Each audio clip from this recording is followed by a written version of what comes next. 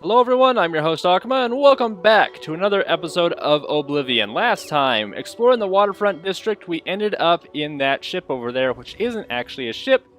Even though it looks and moves and acts like a ship, it is actually an inn. The only floating inn, which happens to have sails, and we ended up somewhere out on the ocean. Today, however, I have done a lot of planning for today.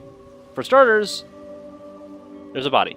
Yeah, that's the conjurer that was up here. He just wasn't despawning. I was tired of walking over him all the time, so I just dumped him here. Today, our plan is to do something that we've heard about briefly in passing and never actually addressed.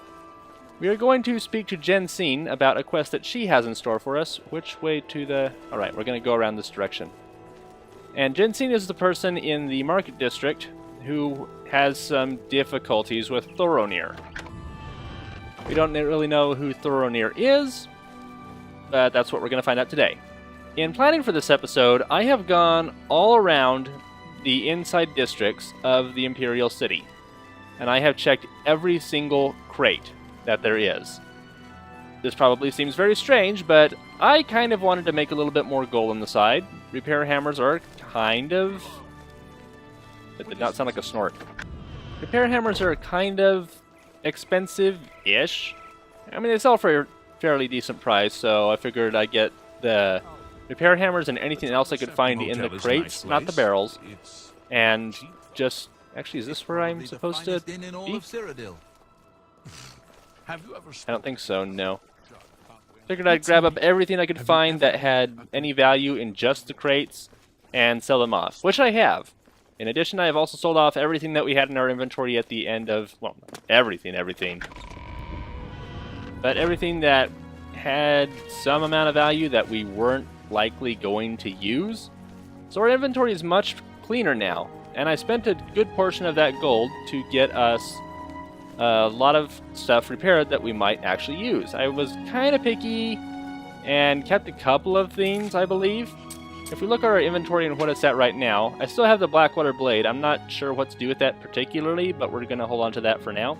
I also have the leather cuirass that we got, which is obviously weaker than the iron cuirass, and we don't have any others? Okay, I thought that... Oh yeah, that's right. I had a whole bunch of fur armor on, and the fur armor was just not really cutting it. It was all just 1 point of armor, compared to this, which has 6, 3, 4... And I don't remember what the shield was like, but the leather is obviously going to be better. So we do still kind of look like a mishmash, but that's what I decided to stick with for right now. Sold off a few potions, I think, and cleared out a whole bunch of stuff in here that I kind of do need some lockpicks, actually, but whatever. So we cleared out a lot of our inventory, cleared out all the crates, at least I'm pretty sure. These two I'm not quite certain. Yeah, okay, I did. And today it's just kind of an extension of meeting the locals that we did last episode. We're going back to the market district to talk to this person because it sounds like there's a little bit of contention in the marketplace. Let's see what we can figure out about that, if she has anything to tell us. Feel free to browse, friend.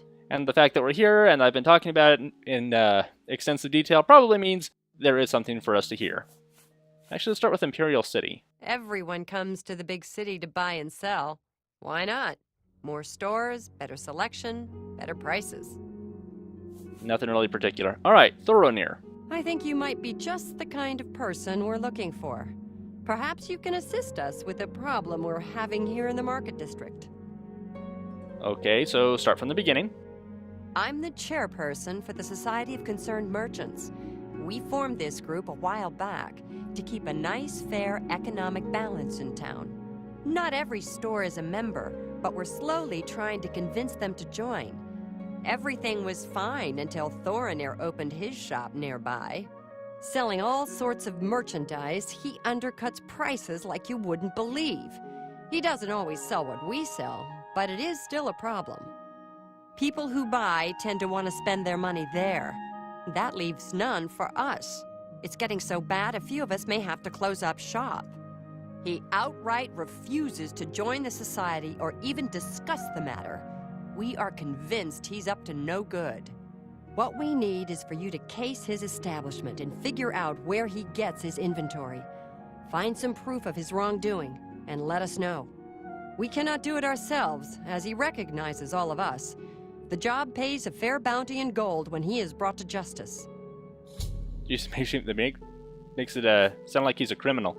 His inventory must be stolen. It has to be. He prices less than it costs to make some of those things. Go see for yourself. See, I didn't really understand the whole economic thing before. It's not something I'm very capable in, but when she phrases it that way, it's a little bit more clear that there's at least something fishy going on. I hope you're more successful uncovering his scheme than we've been. And if we're going to be doing some casing, we should probably get some lockpicks. I hope that she has some to sell, because I don't have a whole lot. Okay. No lockpicks from her. I'm not going to go out of my way to search for some. But we do need to talk to Thorinir now. We've pretty much gotten all the information we can get from her. If you wanted to, you could probably go around and talk to some of the other merchants, but they will probably just point you toward Jensine. And, well, I guess in that case we skipped a step. Hello, hello, hello! So what have we got around here? Kinda junk, actually. I mean, we got a few clothes, and he's got a little bit of food, but other than that, it just seems unimpressive. Oh, I didn't know that he had a slogan. Copious coin purse. One shop where your purse is just as full after you buy. Yeah, it's catchy, I guess. What kind of deal can I make for you today? I am reminded very suddenly of the fact that wood elves are a lot shorter than I am. It's probably a good idea I'm not playing as a high elf. I have the best prices in town? Why? I'm smart, and you're smart. We know the right people, we get the best deals. So where do you get your inventory, Thorinir? What about my inventory? Listen to what I'm saying, please. Okay, we do have options. Where do you get it? I think it's still... Okay, that's just not going to make you any sort of friends. Very nice selection. Yeah, it's a little bit more subtle and friendly. Might get us a couple more points. Well, thank you. It's not only a fine assortment of goods, but a bit of a treasure trove. You never know what I'll have in stock. I can see by the look on your face, you wonder where I get all these fantastic items. I'll tell you what I tell everyone else who asks. It's all about who you know. My sources are good, but they are secret. Anyway, have fun looking around, and when you are ready to buy, give me a shout. Okay, so we probably won't get anything more from him. It's even been removed completely from our questions list. I offer If the we try to buy finest... from him, he actually is not that great at mercantile, which is curious. I've already figured out that this is the perfect barter point with our skills and where we're at. Is at 63%, which is pretty good for us. And I think that his inventory, after we go through all the different stuff that I've sold him... Oh, he's actually got... I think that this is unique clothing. Pretty good if you're just going to be wandering around in town and not getting into any fights, but I prefer to have armor personally. Don't really see anything in particular. He's got guides to all the cities, which is actually a little bit interesting. And no lockpicks from him. Goodbye. Okay. Hope to see you again very soon.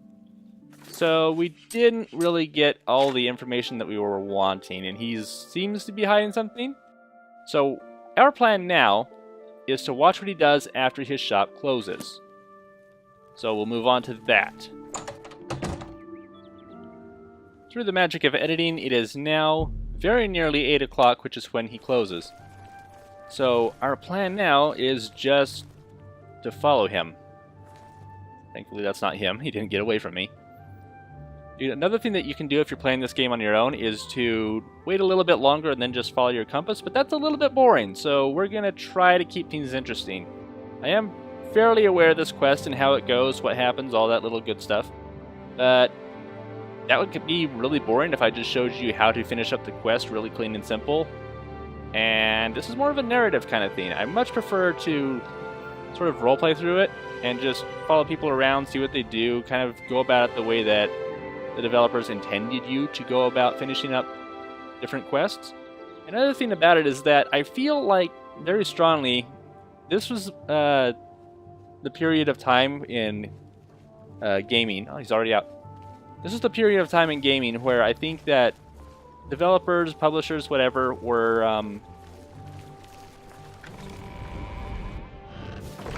Oh geez, hello everybody.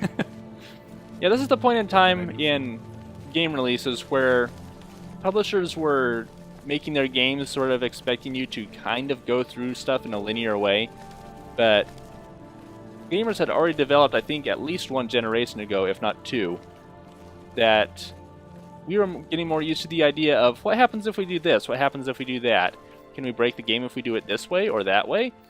And I mean, it's fun that way, don't get me wrong, but game creators were a little bit behind compared to where everybody else was advancing to, and it's a little bit more obvious that they weren't quite ready for that in Oblivion with all the different bugs and glitches that happen throughout it. I feel like this is probably the buggiest Elder Scrolls game that has ever been released, and that's kind of saying a lot considering in Skyrim we get backwards flying dragons or quests just flat out do not update, which also happens in Oblivion, to be fair. And in Morrowind, you look at, oh my gosh, the enchantment system, the potion crafting system, things are broken. And to be fair, you can create very broken equipment and potions and all that other stuff in other Elder Scrolls games, but in Morrowind in particular, things were a little overbroken. And to be fair, they did kind of go out of their way to fix some of that stuff in Oblivion and Skyrim, for sure. It's very not freeform compared to how Morrowind used to be. And Skyrim feels way more open than Morrowind ever did, and certainly more open than Oblivion does. Not that I am saying any of this to degrade any game in particular. Not Oblivion, not Skyrim, and I'm sure you all know how I feel about Morrowind, so I'll spare you my rants about that again. Where are you going? You just went in a circle. Even he's confused. Are you okay, sir? I think it's just going to stand here for a while. See what I'm saying about games sometimes being broken? So we're just going to stand here and wait and see if he ever moves again. But as I was saying, Oblivion is kind of the buggiest in all Elder Scrolls games. And it's not because of, like, this thing's broken or what the heck is going on here, I can't finish this stuff up. I guess it's kind of that. There's so many things they tried to do with Oblivion. And one of the most obvious things that I believe makes it stand out... What are you even doing here? Hello one of the things that makes it stand out a lot, which I think may have been at fault for a lot of its problems, is the fact that every single NPC in a city has their own schedule. They're set to go to bed at a certain time. When a certain time comes around, they close up shop for the first time in the series and go somewhere to do something, talk to somebody, maybe they'll visit their house. On certain days of the week, they will do different things. And they also need to eat too. Well, they don't need to, I suppose, but they're scheduled to. And it's really, really impressive. It's a very immersive world that they created for Oblivion. And as much as this is my least favorite game, I think, between this, Morrowind, and Skyrim, I'm not going to compare it to Elder Scrolls Online, Arena, or Daggerfall because I don't have anywhere near enough experience with those games to compare it to the others fairly. But I digress. This is really the most impressive thing about Oblivion that they managed to do. And I kind of wonder if they tried to do that again with Skyrim, but it doesn't really stand out to me. So maybe they just toned it down a bit, or they fixed things up, or they didn't do it at all, and they just give it their characters the illusion of free will. But I think that as impressive as that is, it might be the cause for a lot of stuff being very, very broken. In fine-tuning people's schedules, I mean, you know, as fine-tuned as it ended up being, please stay away from me. You're not supposed to know that I'm following you. Hi, I'm just a statue here that was walking around earlier. He was dressed in very weird outfits. Never mind. What was I saying? Yeah, as much as it is impressive, I feel like it's also the cause for everything kind of being broken. And it's really a shame, because if you just take a step back from the bugs and look at what they did do, Oblivion is a really impressive game. It's really fun. But at the same time, it's kind of my least favorite because of how particular you need to be. Hello again. And they're not going to have an interesting conversation. That's disappointing. But they expect you to be very particular in all the quests that you do. In this quest in particular, when you get near the end, there's probably a few ways that you could go about finishing up one of the last sections in this particular quest, and I'm not going to spoil anything about it, so don't worry about that. But a few ways that you can do it just end with you being completely locked out of the quest. Either you're stuck somewhere, you can't get somewhere, or everything gets behind locked walls and there's nothing you can do about it. And the game doesn't register it, there's no way to fix it. It's just heartbreaking to get so far in a quest, and even like an entire quest line, Thieves Guild, Fighters Guild, Mages Guild, all that stuff. Every quest in Oblivion, I'm sure. I highly doubt that there is any quest which does not have its own problems. We're all talking about the Emperor's murder. We have no Emperor, and no heir. That's never happened before. I have no idea what she's saying, there's just not even any captions for it. But you get so far in the quest, and then suddenly everything just kind of falls apart. And if you went about things in an incorrect order, it hurts a lot. Thankfully, I'm not one of those people who, whenever I grew up playing this game during that period a lot, it wasn't at a sort of gamer point for me where I was like, hey, what if we do this? What if we do this? Maybe I can break it if I do it this way. Ooh, what do they have planned if I do it this way? And just kind of doing what I think most people were doing like a decade before I was that age. I developed slowly, shut up. But I mostly did things the right way, and I enjoyed Oblivion a lot for what it's worth. But there are some quests, probably not a big surprise, that are bugged out to no end. And this is like another one of those quests. So it was kind of in that stage where developers were thinking, we'll just line everything up this way, this is how they will do it, we'll give them like a couple options here and there, but other than that they shouldn't deviate from the course too much. And at the same time, everyone's experimenting with different ways to do things. So Oblivion is like an awkward game. And I don't mean that in a bad way at all. Like, at all. There's probably some ways that you can absolutely take what I'm saying and say, no, you were definitely making it in a bad light. And okay, if I am, I'm sorry, but Oblivion is an awkward game when it comes to the coding and kind of how you can play it versus how you're expected to play it. And it's something that I did actually want to bring up during the series, and as long as we're following this guy around, I can absolutely bring it up. I don't remember what originally started me on this path of talking, but we're stuck here now. Oh yes, it was, you can just skip ahead to certain times and get to certain places, and quests will proceed how they are supposed to if you know in advance. But, oh, hi, I did not see you there before. Now we're about to start. Big ol' spoilers for like 5 seconds from now. But yeah, I would like to play through every quest that's in Oblivion during this series, and I like to give the game the option to show everything that it has. I want to see as many quests as possible. There are probably some that I do not want to do. I don't believe I could do. But for the most part, I want to try to follow the quests as closely as possible. I'll show different things if I can, if the game will let me, and if I'm aware of them. But for the most part, I'm going to try to stick as close as I can to how they expect you to play through it. And this, in some cases, this even includes tailing people around. That will probably scare some people who know about another quest in a different city, and don't worry about that too much. It's not going to be super boring like this might have been if I hadn't been talking. But I'm going to shut up now and let this quest proceed for what it is, and we'll just talk about where we are right now. So this is a little bit awkward as well.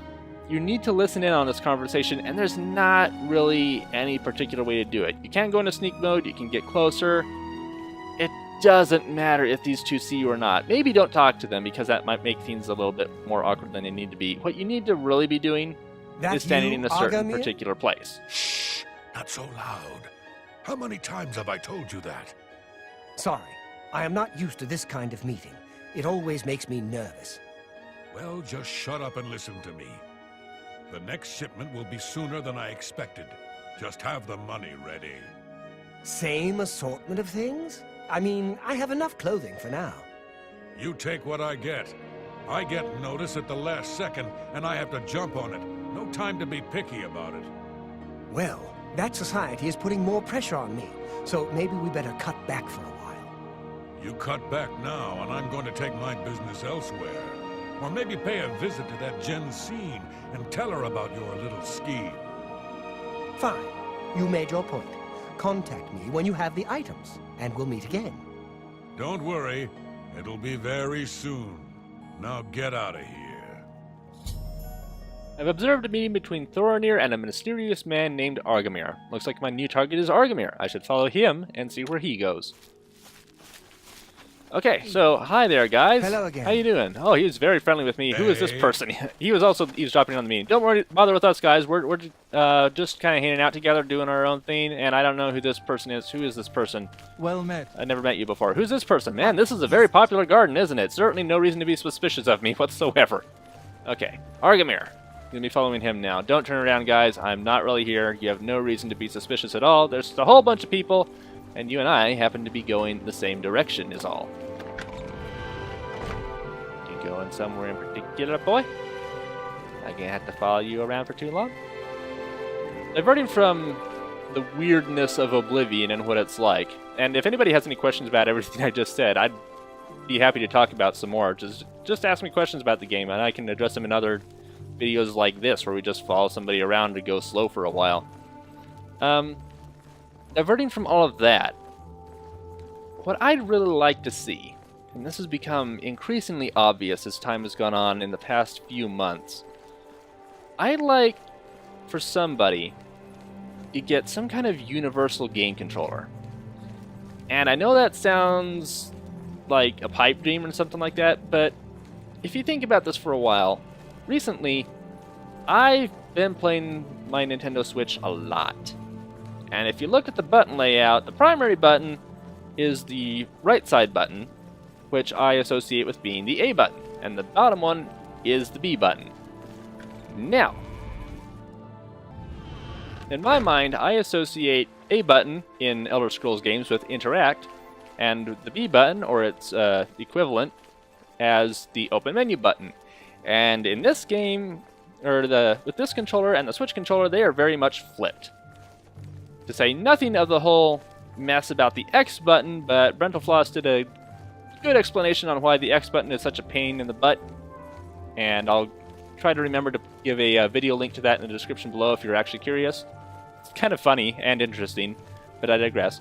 Can we get like a universal game controller where the primary button is going to be in the same spot so that you're not wondering all the time whenever you have to do something, okay, I'm playing on this console using this controller, I need to push the button in this spot to open up or to interact with the world in the way that I'm trying to do.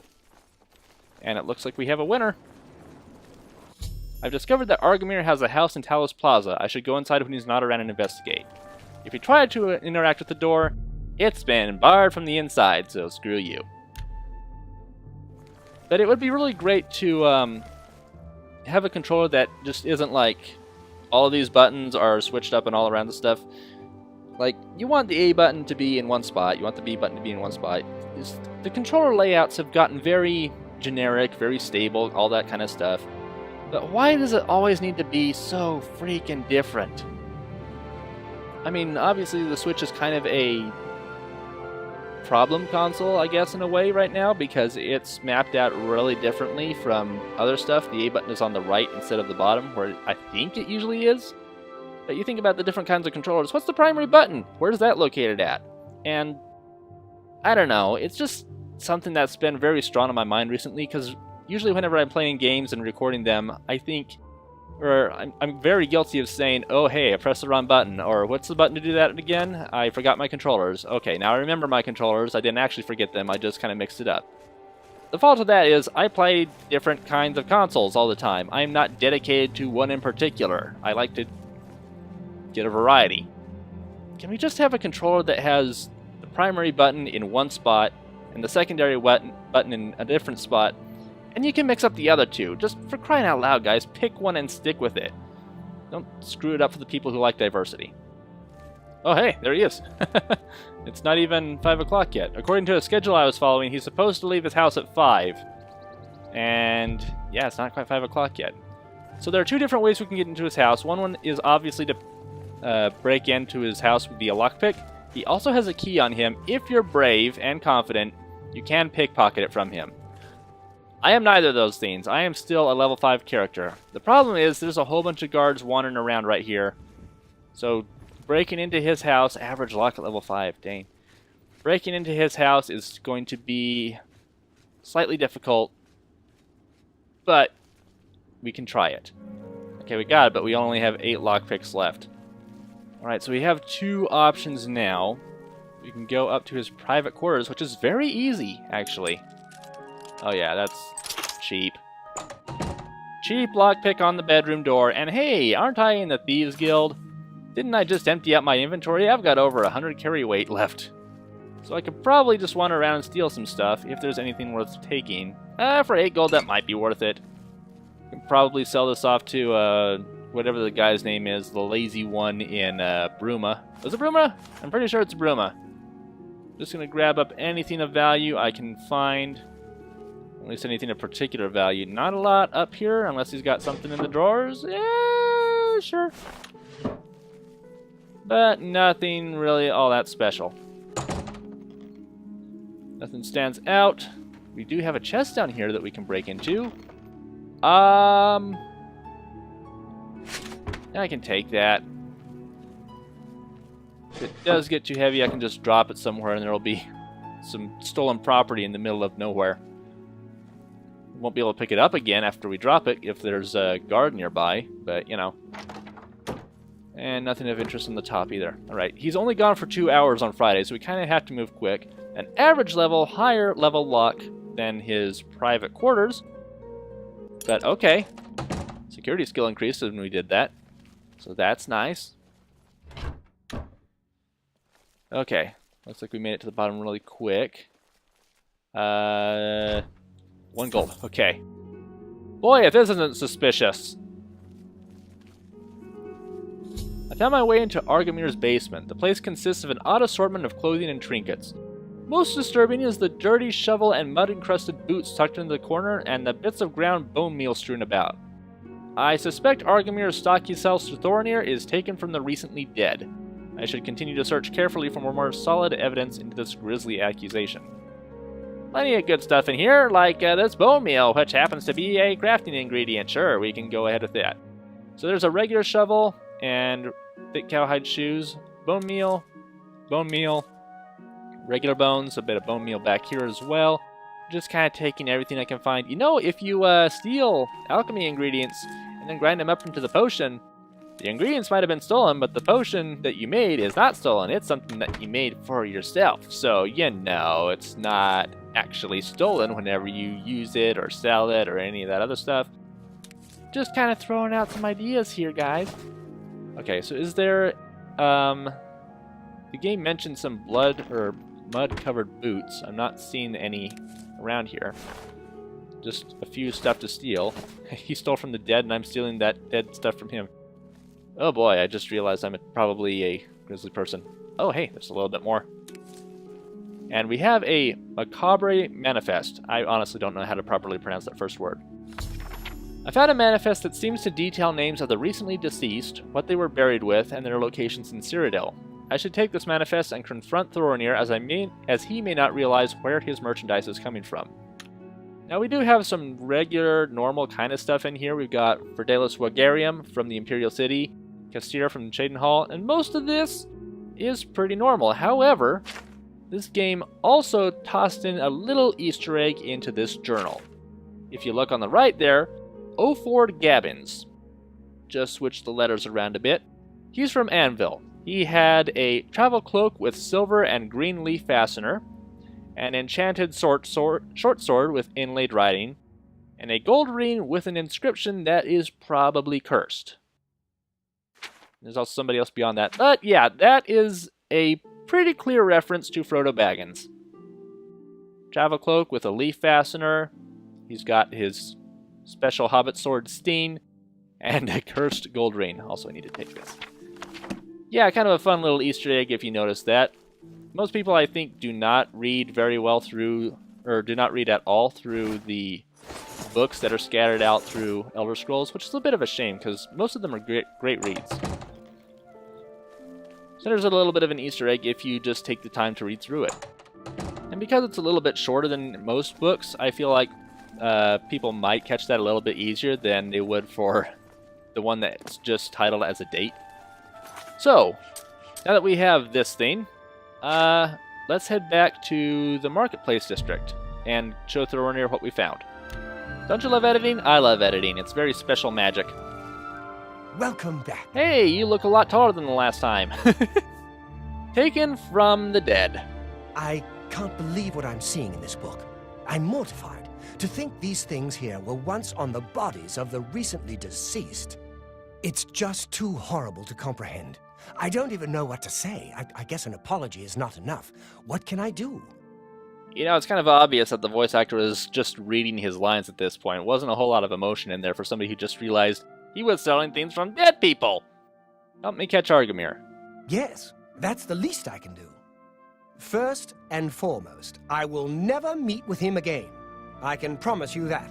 Secondly, I remember him mentioning a place he had to be this very day. Yes, that's right. He said that he wouldn't be able to do anything else, as he had something important to do. You don't think he would dig up another... Oh, no, he wouldn't. But I guess he has been. Oh, my. What have I done? Like I said, so much emotion in that statement. Don't worry. I'll stop him. Yes, you do that. And in the meantime, I'll decide what to do with all these ill-gotten things. I'm so sorry. I don't even want to look at it for another moment. I hope everyone can forgive me for not doing a better job checking up on my sources. I hope you can forgive me. Okay. So if we check our journal, he didn't really tell us exactly where, but our journal took better notes than we could. After showing it to Thorinir, he agreed to stop meeting Argamir. He also told me that Argamir said he had something important to do this very day. I think I needed to check out the local graveyard, as the last name on the list was here in the Imperial City. I should return with one more piece of evidence of Argamir's crime to confirm the manifest's contents. And it's like right in the middle of the city. Alright, cool. That's convenient. Okay, so we have, fortunately, a map marker to show us where to go. Otherwise, this could be a little bit tedious to get around. Just big old circle. That's pun not intended, for once. Yeah, hey, nice. We are currently level... What is it? Level 5. What is our combat skills? Blade is pretty high. Blunt is lower. Block is about the same as Blade. Heavy armor, light armor. Heavy is actually lower. So, it might be a good idea to train that up a little bit. And here's where we need to be going. I've noticed that the door to the Trentius family's mausoleum has been unsealed. This must be Argamir's doing. I should proceed inside. Before you go in here, it might be a good idea to figure out which weapon you have equipped. I have quite a bit of stolen equipment. Let's take in the Blackwater Blade, actually. It's the same as the Steel Short Sword, but it also has Absorb Fatigue, which means we can never be knocked out from fatigue. Oh, that's a really cool... Do it again, do it again. Yeah! Oh, that looks amazing. I love it. Okay. I've located Argamir inside the Trentius family mausoleum. It appears as though he's attempting to desecrate another grave along with someone else I don't recognize. I need to convince him to stop this heinous act. If you decide to stealth kill them, don't do that. Again, the developers have a very particular way they want you to go about with this game. And is there a bat in here? That is so strange. It's probably going to disappear when I get closer. It's obviously glitching through the walls, but... Yeah, don't stealth kill these guys. That will cause problems. You need to go up to him, talk to him, make sure that he initiates combat first, and then you're good to go. I had a feeling you'd catch on sooner or later. That's why I had this trap prepared for you. If you'll notice, the grave is already dug. This time, it wasn't to take something away from the graveyard. It was to add something. I'm afraid all I can offer you is an unmarked grave. Well, nuts. He's also got a friend back there that our journal told us about, even though he kind of walked around the corner. So, okay, he's got a magic blade to fight us with. Oh boy, oh boy, oh boy. Fortunately, our sword is drain fatigue, so if we can hit them enough times, we get to knock them down on the ground and get into a few free extra hits. Yeah, free extra. Shut up. Oh boy. I actually need to go into my inventory and drink up some potion of healing. So if we can knock them both on the floor, we have an opportunity to get in a lot of free damage without them hurting us. Sort of like what happened to me when I ate too much mud crab meat. I think I killed him. I'm pretty sure I killed him.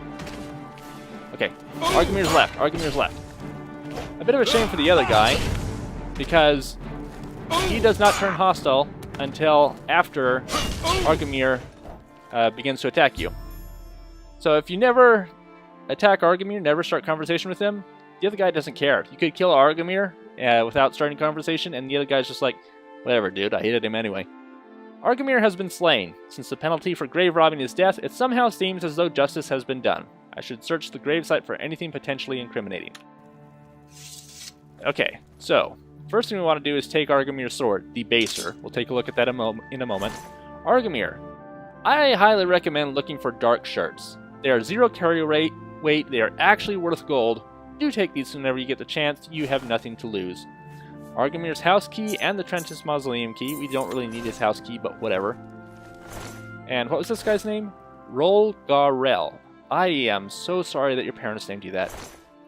He's got some gold and a couple of clothing items which suck, but we have steel armor available to us at level 5. This is awesome. I don't know when it normally becomes available. I took too much and I am over encumbered. Not a problem though. This is really good equipment for where we are currently at. Look at that. We are fully decked out in complete steel armor, not counting the shield. This is great. This is really, really great. And because we are over encumbered, I think now would be a good time to drop the Iron Cuirass. A little bit of a shame because it's been carrying us all the way from our first dungeon exploration. But at the same time, it's 30 carry weight and it's barely worth it, so yeah, I'm going to have to throw that out. Drops us down to just enough, but I'm also going to drop some Iron Greaves. Did I drop the right ones? No, I did not. Hold on. There we go. Those ones. Oh, the other ones are suddenly stolen. You're locked in here, by the way, so do make sure you take his key. That's part of the reason that you can get stuff broken in this game, or in this quest, is that you can get removed from this place and not be able to get back in. Anyway, if you look around, there's not a whole lot around here. There is a little bit more bone meal. That second pile looks larger than the first. A bouquet of flowers, which seem worthless. I'm going to take it anyway, just so I can look at it. Argumir's shovel. I don't know if it actually has his name on it, but whatever. I've acquired Argumir's shovel, still damp with the fresh earth of the open grave. This is the final bit of proof I need of Argumir's crimes. I should bring it back to Thornir. There's also a pickaxe, which is not named, so who cares. Bone meal, and activate Lord Belarus Trentius. Doesn't do anything. I don't know why this is an option. There's nothing behind him. But don't leave yet. I saw that, Bat. Don't think I didn't see you. Do not leave yet. There is something hidden here. If you manage, and the game developers actually prepared for this, if you manage to get Argumir to drop his weapon, you pick it up and make him fight with his fists, he has a backup. Behind this particular one here, you can see there is something back there. You have to jump to get it. There's a mace. Oh, come on now. Just let me adjust a bit. Got it. Over encumbered, that's fine. What did we get? We got Caliban's Grim Retort. This is Argumir's backup weapon. Absorb Blunt, 8 points. Absorb Strength, 5 points. Frost damage, 10 points on strike. This is a pretty good mace for the level that you're at.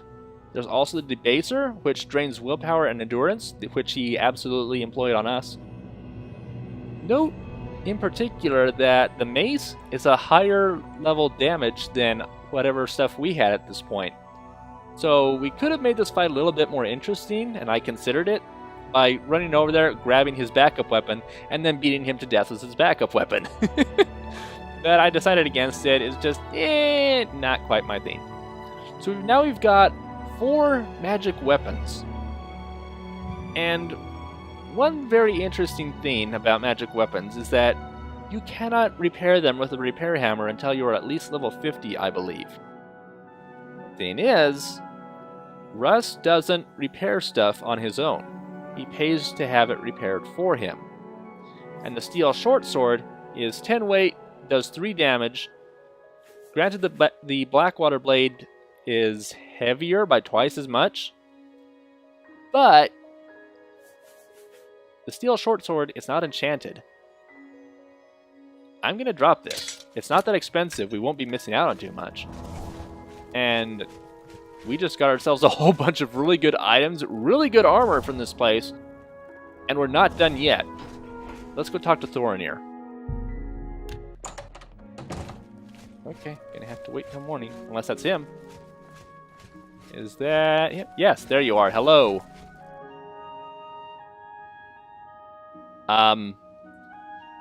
Sure am glad I have captions on, just saying.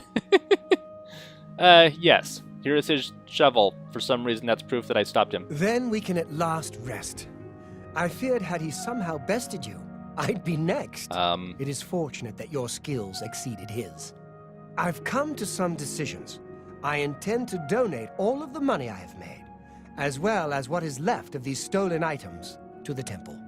I also want you to know that I had a long discussion with Jensine, and I have decided to join the society. I realize you risked your life to give me a chance, and Thorinir never forgets things like that. Accept this ring as a humble reward. It's the least I can do to say thank you. Now, don't be a stranger. The copious coin purse is still in business. This is a very special ring that I'll look at in just a moment. I have disposed of all my ill-gotten merchandise and replaced it with more expensive but carefully obtained items. So all we have to do You've left shown is me talk to mercy. Jensine. I don't know if she's going to be available for us to talk to at this hour, but we can try. Where is this taking me? The feed bag. That was creepy. You seem in good spirits. Do you have good news? Greetings. Awkward conversation. I have been anxiously awaiting your return. You look very potato from the side. I am pleased that Thorinir has decided to donate his inventory to the temple. At least he is trying to make amends. The very thought of what Agarmir was doing sickens me. I hope those poor souls rest in peace now that this is over. Well done! This shovel will certainly confirm Agarmir's crimes. Along with the manifest, it should prove useful to the City Watch. In your absence, Thorinir visited and we spoke at length about his role in this scheme. I believe him when he says he didn't know Agarmir's sources. He told me of his intentions to donate all of the money and inventory to the local temple. He also agreed to buy and sell merchandise at fair prices. Last but not least, he's officially joined the society. I am taken aback by his honest intentions. In return, the society has decided not to press charges. His name will be absconded from the records of this crime. Now, I'm sure you are waiting to hear about your reward. The society thanks you for everything you have done. Please, take this gold. Many thanks on behalf of all of us. 200 gold added. Leveled amount of gold, if you get all the way up to level 25 or higher, she will give you 600 gold. It increases by, I believe, 100 gold every 5 levels? Might be 10 levels? No, it'd be 5 levels, most likely. I'm mature enough to admit I was mistaken about Thorinir. He's a welcome member of our group in the Market District. Nice to hear you guys have buried the hatchet, It's been a pleasure so to doing speak. business with you. So she gave us 200 gold, but the real prize is what Thorinir gave us. Let's take a look at that ring. Should be down here at the bottom. The Weather Ward Circlet. Because we just hit level 5, this is giving us resist fire and frost 15% on self. A level 5 item, this is really good. If you're level 1 to 4, it's just 10%, and every 5 levels, it increases by an extra 5% all the way until you're level 25 or higher, where it resists fire and frost by 35%. A great reward. Just an absolutely great reward. We are probably going to be wearing this for quite a while until we get a really, really good ring that is just more worth it in every way. But with that done, I'm going to call it the end of the episode. Thank you very much, everyone, for joining me for the end of this quite long quest. A great episode in Oblivion. I will see you next time when we do something a little bit more planned and I talk about the release schedule. Yeah, it's gonna be something that really needs addressed, and I'm gonna be talking about it in a video. See you guys then, and as always, take care.